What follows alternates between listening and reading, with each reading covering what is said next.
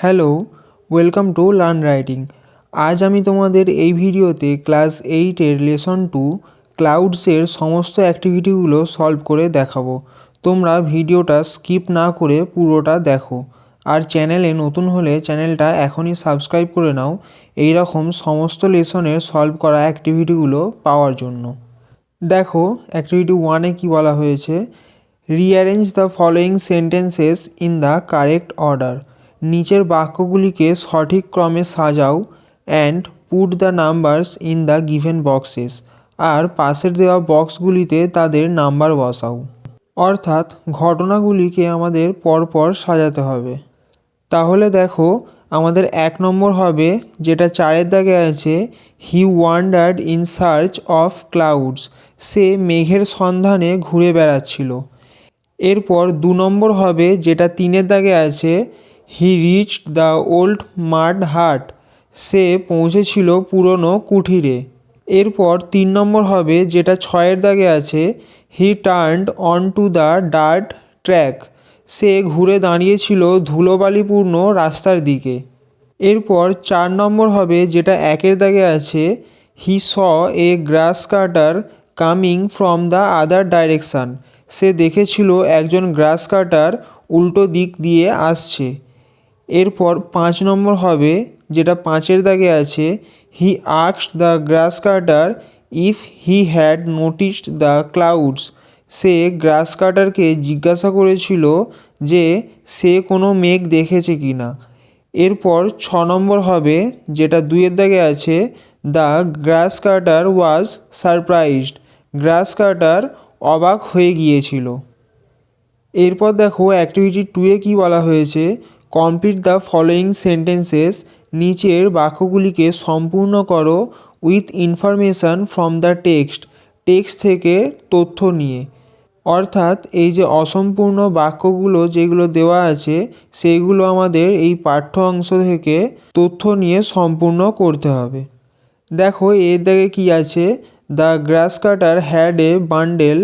গ্রাস কাটারের কাছে একটি বোঝা ছিল। দেখো এটার অ্যান্সার হবে, of freshly cut grass balanced on his head. তার মাথায় পরিষ্কারভাবে কাটা একটি ঘাসের বোঝা ছিল। এরপর বিয়ের দাগে আছে, he was disappointed to see. সে এটা দেখে হতাশ হয়েছিল। দেখো এটার অ্যান্সার হবে, that the grass cutter was still mystified. সেই গ্রাস কাটার তখনও রহস্যের দৃষ্টিতে তাকিয়েছিল। এরপর সিয়ের দাগে আছে, দেখো দ্য ফার্মার কুড নট। দেখো এটার অ্যান্সার হবে, make sense of the boys question. মানে চাষিটি বুঝতে পারেনি সেই ছেলেটির প্রশ্ন। এরপর দেখো ডিয়ের দাগে আছে, he was asking for the clouds like. সে মেঘের কথা এমনভাবে জিজ্ঞাসা করছিল। দেখো এটার অ্যান্সার হবে, a man who has lost his child. একজন ব্যক্তি যে তার শিশুকে হারিয়ে ফেলেছে। And ask ওয়েফেয়ার্স। আর রাস্তায় যার সঙ্গে দেখা হচ্ছে তাদের জিজ্ঞাসা করছে, if they have seen a child wandering. যে তারা কোনো শিশুকে ঘোরাঘুরি করতে দেখেছে কি না। এরপর দেখো অ্যাক্টিভিটি 3-তে কী বলা হয়েছে, অ্যান্সার দ্য ফলোয়িং কোশ্চেন। নিচের প্রশ্নটির উত্তর দাও। দেখো প্রশ্নটি কী আছে, but no one could give him a satisfactory answer. কেউই তাকে সন্তুষ্টিজনক উত্তর দিতে পারেনি। Why do you think. তুমি কেন মনে করো, no one could give him a satisfactory answer. কেন কেউ তাকে সন্তুষ্টিজনক উত্তর দিতে পারেনি। দেখো এটার অ্যান্সার হবে, I think every one tried to give answer. আমার মনে হয় প্রত্যেকেই উত্তর দিতে চেষ্টা করেছিল, বাট কিন্তু, they had not a satisfactory answer because, কিন্তু তারা কোনো সন্তুষ্টিজনক উত্তর দিতে পারেনি কারণ, the question he asked had no sense to everyone. যে প্রশ্ন সে জিজ্ঞাসা করেছিল তার অর্থ সবার কাছে পরিষ্কার ছিল না। এরপর অ্যাক্টিভিটি 4-এ কী বলা হয়েছে, write T for true and F for false statement in the given boxes. পাশের দেওয়া বক্সগুলিতে সত্য বাক্যের জন্য টি আর মিথ্যা বাক্যের জন্য এফ লিখতে হবে। Give supporting statements for each of your answer. তোমার উত্তরের সাপেক্ষে যুক্তি দাও। তাহলে দেখো এর দাগে কী আছে, ইন দ্য মর্নিং সকালবেলায় the boy asked the first question to his father. তার বাবাকে সে প্রথম কোশ্চেন জিজ্ঞাসা করেছিল। তাহলে দেখো এটার অ্যান্সার হবে ফলস। আর এটার সাপোর্টিং স্টেটমেন্ট হবে his mother was the first he had asked in the morning, Ammaji where have the clouds gone. এরপর বিয়ের দাগে আছে the boy's mother asked him to go to school. ছেলেটির মা তাকে স্কুল যাওয়ার জন্য বলেছিল। তাহলে দেখো এটার অ্যান্সার হবে ট্রু। আর এটার সাপোর্টিং স্টেটমেন্ট হবে wash quickly, it your breakfast and go to school. এরপর সি এর দাগে আছে when the boy got up in the morning. যখন সেই বালকটি সকালে ঘুম থেকে উঠেছিল, হি স দ্য স্কাই ওয়াজ ক্লাউডলেস। সে দেখেছিল আকাশ মেঘমুক্ত। তাহলে দেখো এটার অ্যান্সার হবে ট্রু। আর এটার সাপোর্টিং স্টেটমেন্ট হবে when he got up in the morning the sky was clean and empty. এরপর দেখো ডি এর দাগে আছে the boy was happy to think that he had fallen asleep. ছেলেটি এটা ভেবে খুশি হয়েছিল যে সে ঘুমিয়ে পড়েছিল। দেখো এটার অ্যান্সার হবে ফলস। আর এটার সাপোর্টিং স্টেটমেন্ট হবে and it saddened him to think that he had fallen asleep. এরপর দেখো অ্যাক্টিভিটি 5-এ কী আছে, অ্যান্সার দ্য ফলোয়িং কোশ্চেন্স। নিচের প্রশ্নগুলির উত্তর দাও। দেখো এই দায়ে কী আছে, which question haunted the boy. কোন প্রশ্নটি ছেলেটিকে বিচলিত করেছিল। দেখো এটার অ্যান্সার হবে the question was where the clouds had gone. প্রশ্নটি ছিল মেঘগুলো কোথায় চলে গেছে। এরপর দেখো বিয়ের দাগে কী আছে, what did the boy see in the middle of the night. ছেলেটা মাঝরাতে কি দেখেছিল। দেখো এটার অ্যান্সার হবে the boy saw dense black clouds. ছেলেটি দেখেছিল ঘন কালো মেঘ, in the occasional flashes of lightning. মাঝে মাঝে বিদ্যুতের আলোর ঝলকানিতে। এরপর দেখো সি এর দাগে কী আছে, হাউ ডিড হি ফিল। সে কেমন অনুভব করেছিল as he walked between the fields. যখন সে মাঠের মাঝখান দিয়ে হেঁটে যাচ্ছিল। দেখো এটার অ্যান্সার হবে দ্য বয় ফেল্ট দ্যাট। ছেলেটি অনুভব করেছিল যে his body was on fire. তার শরীর জ্বলে যাচ্ছিল, and his throat was dry. আর তার গলা শুকিয়ে যাচ্ছিল, in the fierce heat of the sun. সূর্যের প্রখর তাপে। এরপর ডি এর দাগে আছে what did he do after reaching the shelter of the tree. গাছের আশ্রয়ে পৌঁছানোর পর সেই ছেলেটি কি করেছিল। দেখো এটার অ্যান্সার হবে the boy splashed the cool water from the Persian wheel on his dirty feet. ছেলেটি পার্সিয়ান হুইল থেকে ঠান্ডা জল নিয়ে তার ধুলোবালিযুক্ত পায়ে ছিটিয়েছিল। Washed his hands and face. তার মুখ আর হাত ধুয়েছিল। And drank to his satisfaction. আর তৃপ্তি করে জল খেয়েছিল। এরপর দেখো অ্যাক্টিভিটি 6-এ কী বলা আছে, fill in the chart with information from the text. Text থেকে তথ্য নিয়ে এই চার্টটা পূরণ করতে হবে। দেখো এখানে প্রথমে দেওয়া আছে হোয়াট মানে কি, আর এই দিকে দেওয়া আছে হোয়াই মানে কেন। অর্থাৎ আমাদেরকে এখানে বলতে হবে এই যে ঘটনাগুলো ঘটেছিল এইগুলো কেন ঘটেছিল। দেখো এটার অ্যান্সারগুলো কি হবে। প্রথমে আছে দ্য বয় ওয়াজ ওপেন মাউথেড। ছেলেটি হাঁ করেছিল। দেখো এটার অ্যান্সার হবে the old man told to the boy that he had once lived in a place where it had not rained for 10 years। বৃদ্ধ মানুষটি ছেলেটিকে বলেছিল যে সে একসময় এমন জায়গায় বসবাস করত যেখানে 10 বছর বৃষ্টি হয়নি। এরপর দেখো 2 দাগে কি আছে, দ্য আর্থ ওয়াজ ড্যাম আন্ডারফুট, পায়ের নিচের মাটি ভিজে ছিল। দেখো এটার অ্যান্সার হবে it had rained hard a while ago, কিছুক্ষণ আগে প্রচুর বৃষ্টি হয়েছিল। এরপর সি এর দাগে আছে দেখো দ্য বয় হারিড হোম, ছেলেটি তাড়াহুড়ো করে বাড়ি গিয়েছিল। দেখো এটার অ্যান্সার হবে he wanted to see how fresh and clean the jamun tree in his courtyard looked, সে দেখতে চেয়েছিল তার উঠোনের সেই জাম গাছটি কতটা স্বচ্ছ আর সতেজ লাগছিল। এরপর 4 দাগে আছে when he got home he saw everything had change, সে যখন বাড়ি গিয়েছিল সে দেখেছিল সব কিছুই বদলে গেছে। দেখো এটার অ্যান্সার হবে there had been a good shower during his absence, তার অনুপস্থিতিতে সেখানে ভালো বৃষ্টি হয়েছিল। এরপর দেখো অ্যাক্টিভিটি 7-এ কী বলা হয়েছে, অ্যান্সার দ্য ফলোয়িং কোশ্চেন্স, নিচের প্রশ্নগুলির উত্তর দাও। দেখো এর দাগে কী আছে, what did the old man say about the place where he once lived, সেই বৃদ্ধ মানুষটি যেখানে থাকতো তার সম্বন্ধে কি বলেছিল।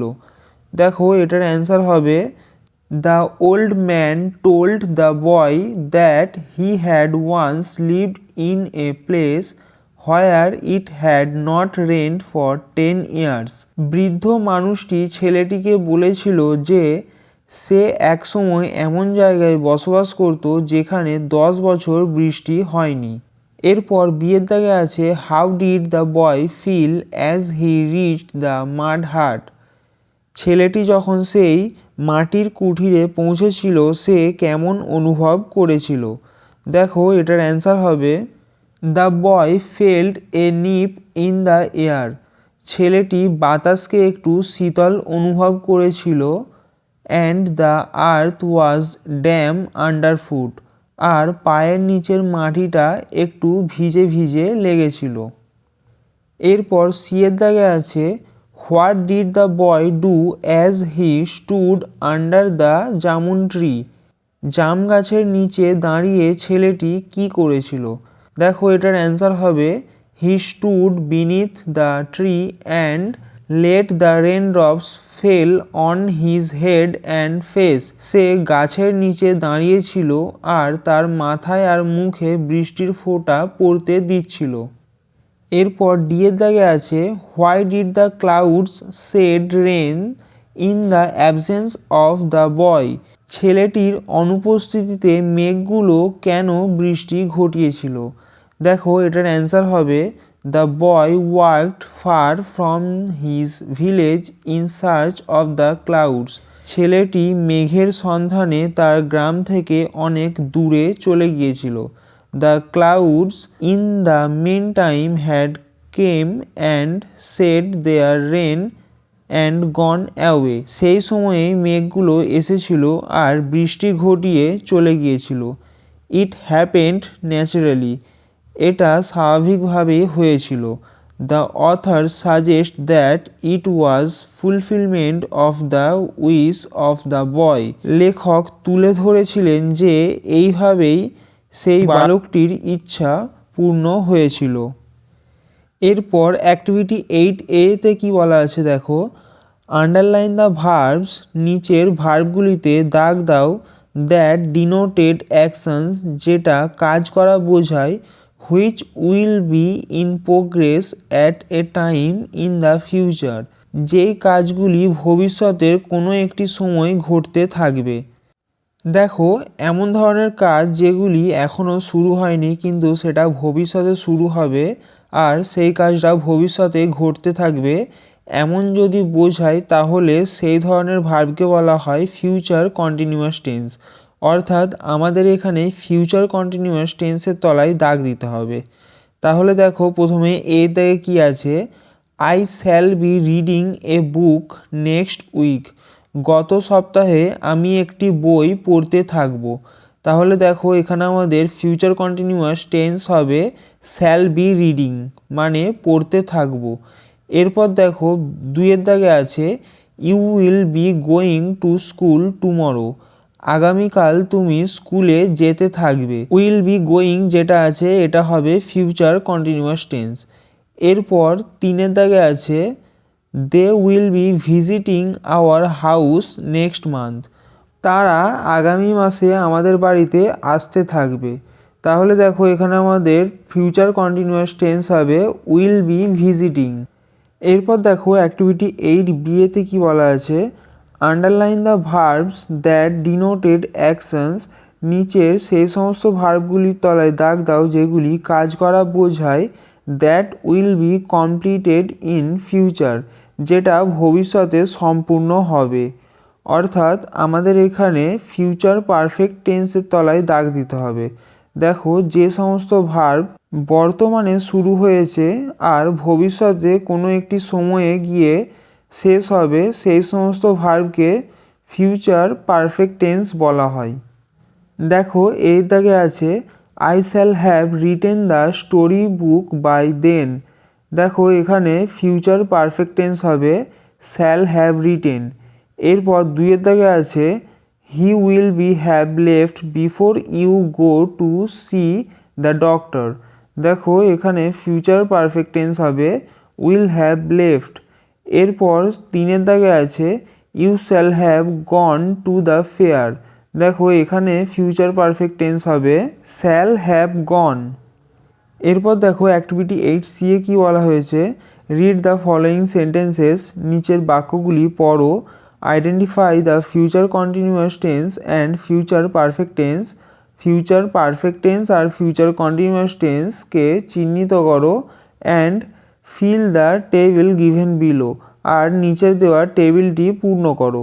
দেখো এখানে আমাদের ফিউচার পারফেক্ট টেন্স আর ফিউচার কন্টিনিউয়াস টেন্স এই দুটোকে আলাদা করতে হবে, করে নিচে যে টেবিলটা দেওয়া আছে সেই টেবিলটা সম্পূর্ণ করতে হবে। দেখো 1 দাগে আছে I shall be playing in the field. দেখো এখানে ফিউচার কন্টিনিউয়াস টেন্স আছে, এটা হবে শ্যাল বি প্লেয়িং। এরপর 2 দাগে আছে she will have recited the poem. এখানে আছে ফিউচার পারফেক্ট টেন্স, এটা হবে উইল হ্যাভ রেসিটেড। এরপর 3 দাগে আছে you will have enjoyed the picnic. এখানে ফিউচার পারফেক্ট টেন্স আছে, এটা হলো উইল হ্যাভ এনজয়েড। এরপর 4 দাগে আছে they will be coming soon. এখানে ফিউচার কন্টিনিউয়াস টেন্স আছে, এটা হলো উইল বি কামিং। দেখো আমি নিচের টেবিলে ফিউচার কন্টিনিউয়াস টেন্স আর ফিউচার পারফেক্ট টেন্সগুলো লিখে দিয়েছি, তোমরা এটা দেখে নাও। এরপর দেখো অ্যাক্টিভিটি 9-এ কী বলা হয়েছে, write the antonyms of the underline words. Underline করা ওয়ার্ডগুলির বিপরীত শব্দ লেখো by using the prefix from the help box. Help বক্সের প্রেফিক্সগুলোকে ব্যবহার করে। দেখো এই দাগে আছে it is possible for him to lift the chair. দেখো এখানে যে পসিবল আছে এই পসিবলের অ্যান্টোনিমস হয়ে যাবে ইম্পসিবল। এরপর বিয়ের দাগে আছে হিজ হ্যান্ডরাইটিং ইজ লেজিবল। দেখো লেজিবল এটার অ্যান্টোনিমস হয়ে যাবে ইললেজিবল। এরপর সিয়ের দাগে আছে দেয়ার ক্লেম ইজ নট রিজনেবল। দেখো রিজনেবল এটার অ্যান্টোনিম হয়ে যাবে আনরিজনেবল। এরপর দেখো ডিয়ের দাগে আছে হি বিলিভস হিজ ফ্রেন্ড। দেখো বিলিভস এটার অ্যান্টোনিমস হয়ে যাবে ডিসবিলিভস। এরপর দেখো অ্যাক্টিভিটি 10A-তে কী বলা হয়েছে, write a story in about 80 words using the following hints. নিচের দেওয়া হিন্টসগুলোকে ব্যবহার করে একটি 80টি শব্দের মধ্যে গল্প লিখতে হবে। দেখো এই হিন্টসগুলো দিয়ে আমি তোমাদের একটি গল্প লিখে দেখিয়ে দিয়েছি, তোমরা এটা একটু দেখে নেবে। এরপর দেখো অ্যাক্টিভিটি 10B-এ কী বলা হয়েছে, suppose you have been waiting for a prize of good news. মনে করো তুমি একটি ভালো খবরের জন্য অপেক্ষা করছো। Write a paragraph about 80 words on your experience of waiting. তোমার এই অপেক্ষার অভিজ্ঞতা সম্বন্ধে একটি ৮০টি শব্দের মধ্যে রচনা লেখো।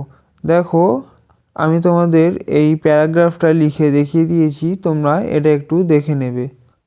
তো এই ছিল ক্লাস 8-এর লেসন 2 ক্লাউডসের সমস্ত সলভ করা অ্যাক্টিভিটিগুলো। অ্যাক্টিভিটির অ্যান্সারগুলো তোমাদের কেমন লেগেছে তোমরা কমেন্ট করে জানাও।